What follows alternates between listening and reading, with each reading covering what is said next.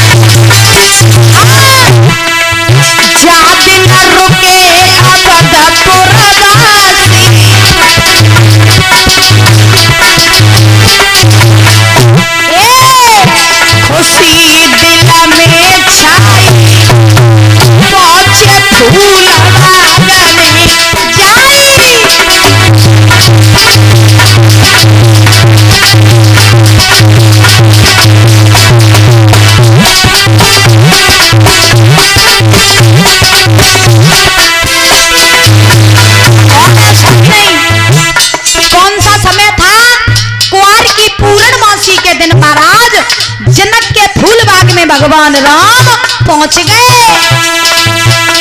अरे विश्वामित्र गुरु के बैठे लखन भ्रात के संग में।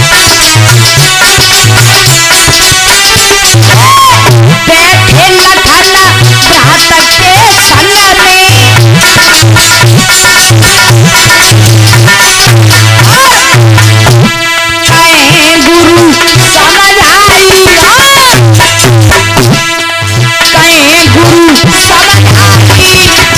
पहुंचे फूलबाग में।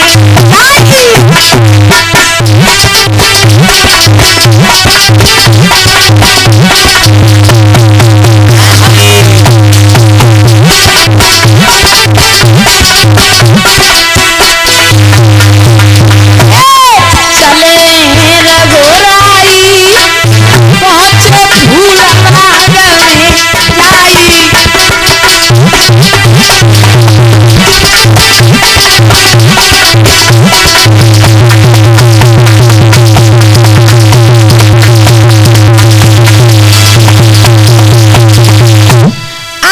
रखना आज जैसे ही महाराज फूलबाग में पहुंचे तब उसी समय आज विश्वामित्र ने भगवान राम से कहा है कि हे बेटा राम, आज मेरा मन ऐसा कर रहा है कि अब फूलबाग में तो जनक के आ गए, तो देखो जनक का फूलबाग कितना सुंदर है, कितने सुंदर सुंदर फूल लगे हुए हैं, तो ऐसा करो कि इस बाग में से कुछ फूल तोड़ लाओ।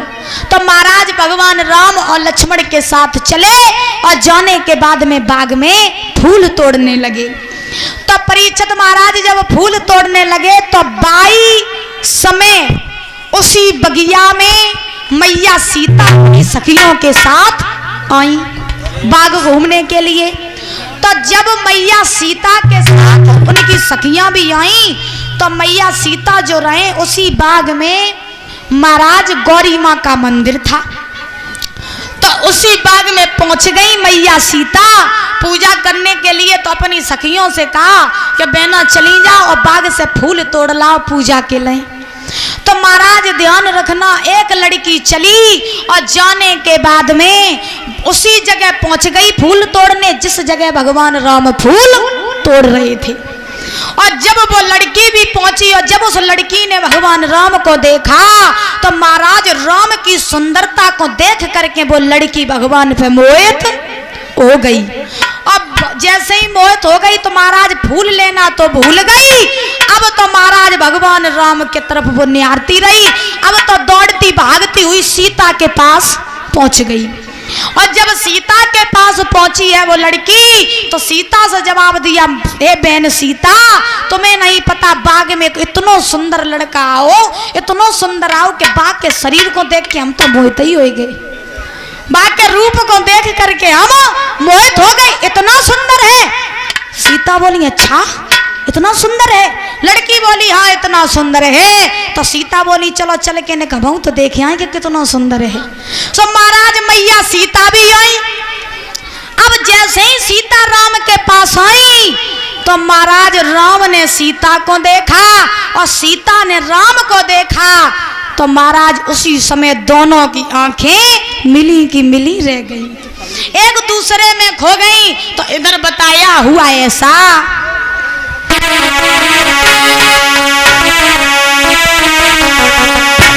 बताओ तो शंका दूर करें करें परीक्षित महाराज। तो कारण उसका एक था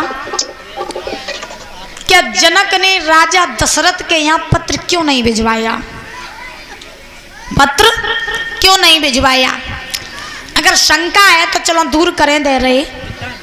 उसका एक कारण है, कारण ये है कि एक बार जनक मिथिला नगरी में महाराज एक बहुत पतिव्रता स्त्री रहती थी। ध्यान से सुनना बुजुर्गों, कि बाद में फिर मन भटक जाता है। हाँ, तो प्रमाण ये मिला है कि मिथिलापुरी में एक बहुत पतिव्रता स्त्री रहती थी। तो उसका जो पति था, तुम सुनती रही हो, आओ, हाँ, उसका जो पति था वो महाराज दोनों पैरों से विकलांग था, चल नहीं पाता था। जब चल नहीं पाता था तो वो पत्नी जो थी वो अपने पति की बहुत सेवा किया करती थी, दिन रात अपने पति की सेवा करती है। और महाराज अगर कहीं भी जाती तो अपने पति को अपने पीठ पे बैठाल के ले जाती। जब पीठ पे बैठाल के ले जाती तो एक समय की बात, वो स्त्री जो रहे वो अपने पति को अपनी पीठ पे बैठाल के रात के समय महाराज जंगल में जा रही थी। और जब जंगल में जा रही थी परीक्षित महाराज, तो चलते चलते अपने पति को पीठ पे बैठा रहे और बैठाने के बाद में चलते चलते जंगल में पहुंची। तो उसी जंगल में एक संत जो रहे सो महाराज वहीं बैठ करके तपस्या कर रहे थे। और जब उनके पास बैठ के तपस्या कर रहे थे तो उन्हीं संत के पास उनका कमंडल रखा था जल का भरा। तो स्त्री चलती गई, अपने पति को पीठ पे बिठाने, रात का समय दिखाई नहीं दिया। सोई महाराज उस स्त्री का पैर उन संत के कमंडल में लगा, सो कमंडल का जल फैल गया और उसके कुछ छींटे संत के ऊपर गिर गए। जब जल के छींटे उन संत के ऊपर गिरे, सोई संत की समाधि टूट गई और क्रोध में आकर के संत ने उस स्त्री को श्राप दे दिया कि हे स्त्री, तू अपने पति के प्रेम में इतनी मोह गई है, इतनी खो गई है, जा हम तुझे श्राप देते हैं कि सुबह के सूर्य निकलने से पहले तेरे पति की मृत्यु हो जाएगी। अब जो इतने वचन कहे संत ने कि तेरे पति की मृत्यु हो जाएगी सूर्य निकलते ही, सोई महाराज स्त्री जो रहे वो घबरा गई और स्त्री ने उन संत से कहा कि हे संत महात्मा, अगर तुमने हमें श्राप दिया है कि सूर्य निकलते ही मेरा पति मर जाएगा, तो अगर हमें भी पतिव्रता सत्य है तो जाओ, हमारी भी ये बात है कि अगर हमें पतिव्रता सत्य होगा तो सूर्य को हम निकलने ही नहीं देंगे, सूर्य को हम निकलने ही नहीं देंगे, और अगर सूर्य निकला तो फिर हमसे बुरा कोई नहीं होगा। अब तो महाराज संतऊ अपनी बात पे डिगे, अब स्त्री अपनी बात पे डिगी। अब महाराज धीरे धीरे समय व्यतीत हुआ, जैसे ही सवेरा हुआ तो स्त्री जो रहे वो बैठ गई वहीं पर अपने पति को लेके और महाराज सूर्यदेव से प्रार्थना करने लगी कि हे सूर्यदेव, अगर हमने अपने पति की थोड़ी सी भी सेवा की है, अपने पति की थोड़ा सा भी हमें पतिव्रता सत्य है, तो आपसे मेरी विनती है कि आप निकलना नहीं। महाराज वैसा ही हुआ, सूर्यदेव नहीं निकले। अब जब सूर्यदेव नहीं निकले तो एक दिन नहीं, 2 दिन नहीं, 3 दिन नहीं, सूर्य निकल ही नहीं रहे। अब तो मिथिलापुरी में हाहाकार मच गया कि सूर्य क्यों नहीं निकल रहे, चारों तरफ अंधेरा ही अंधेरा है। तो महाराज जनक ने अपने सैनिकों को भेजा और जवाब दिया, जाओ पता लगाओ जाकर के कि सूर्य क्यों नहीं निकल रही, क्या कारण है। तो सैनिक पहुंचे उसी स्त्री के पास और देखा क्या है कि बात ये बन गई, संत ने श्राप दिया पति को और पत्नी कह रही कि सूर्य निकलने ही नहीं देंगे। तो महाराज उसी समय जनक जी उन्हीं संत के डंगा आए जिन संत ने उस स्त्री को श्राप दिया था। जनक जी पास आए तो जनक जी ने दोनों हाथ जोड़े संत के और जवाब दिया, प्रभु ये बताइए कि ये श्राप वापस कैसे होगा? आपका ये जो श्राप है ये वापस कैसे होगा? बात समझ में आ रही है? ये श्राप है जो आपने इस पुरुष को दिया, ये वापस कैसे होगा? तो संत ने एक उपाय बताया, क्या कि अगर कोई पतिव्रता स्त्री यहाँ पर आए और पास के कुएं से कच्चे घड़े में कच्चे धागे से जल निकाल के इसके ऊपर डाल दे तो श्राप से मुक्त हो जाएगा। अब जनक जी ने कही, अच्छा ऐसी बात? संत बोले, हाँ ऐसी बात। तो महाराज जनक ने सारे महाराज महलों में सारे राज्यों में खबर करवा दी कि कोई पतिव्रता स्त्री हो तो वो आकर के कच्चे घड़े से कच्चे धागे से जल निकाल के इसके ऊपर डाल दे। तो महाराज अब बात पहुंची धीरे धीरे धीरे धीरे वही बात अवध में पहुंच गई। जब अवध में पहुंची तो कौशल्या जो रही बेउकम पतिव्रता नहीं थी। तो जब कौशल्या को जब बात पता चली कि ऐसे ऐसे फरमान आया है तो कौशल्या दशरथ के पास पहुंची और जवाब दिया, प्रभु अगर आपकी आज्ञा हो तो क्या मैं चली जाऊं और हम भी अंजवाए आए? अंजवाने में क्या जाता है? तो हम भी चले जाएं। तो दशरथ बोले, ठीक है, अगर तुम जाना चाहती हो तो चली जाओ, तुम भी अपना अंजवा लो जाके। तो महाराज कौशल्या चली। तो जैसे ही कौशल्या चली, अब कुएं में वो कच्चा घड़ा कच्चे धागे से जैसे ही डाला, पानी भरा तो घड़ा महाराज वहीं पे गिर गया। वो भी विसफल हो गई। जब वो भी असफल हुई तो महाराज अयोध्या में एक मैतरानी रहती थी। अयोध्या में एक मैतरानी रहती थी। तो वो जो मैतरानी थी वो भी बहुत बड़ी पतिव्रता थी।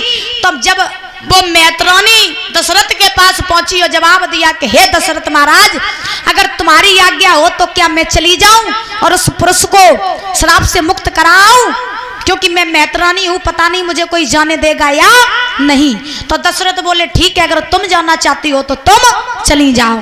तो महाराज जैसे ही वह मैतरानी गई और जैसे ही गई तो कितनी बड़ी पतिव्रता थी, उसने कच्चा घड़ा लिया, कच्चा धागा लिया, कुएं में डाला, डाल करके जल भर के महाराज उसने उस पुरुष के ऊपर डाल दिया। जैसे ही पुरुष के ऊपर डाला वो पुरुष आज महाराज श्राप से मुक्त हो गया और जैसा जो अपाहिज था पैर भी उसके ठीक हो गए, अपने पैरों पर खड़ा हो गया। बोले गोविंद भगवान की। जैसे ही खड़ा हुआ तो जनक जी जो रहे वे सब खड़े खड़े देख रहे थे। जनक जी सोचने लगे, दशरथ की पत्नी कौशल्या आई, बेहू आ रही, बड़ी बड़ी रानियां आई, बेहू आ रही, और जब मैतरानी ने आए कि जब श्राप से मुक्त करवाए दो तो पता नहीं अयोध्या में कितने बड़े बड़े लोग रहते हैं। इसीलिए जनक ने सोची कि अगर पत्र हमने दशरथ के यहाँ भिजवाया तो कहूँ ऐसो ना हो कि मैतरेई चले ऐसो धनुष को तोड़ के सीता को ले जाए। तासो महाराज प्रमाण मिला कि जनक ने दशरथ के यहाँ पत्र इसी डर के लिए नहीं भिजवाया। बोले गोविंद भगवान की।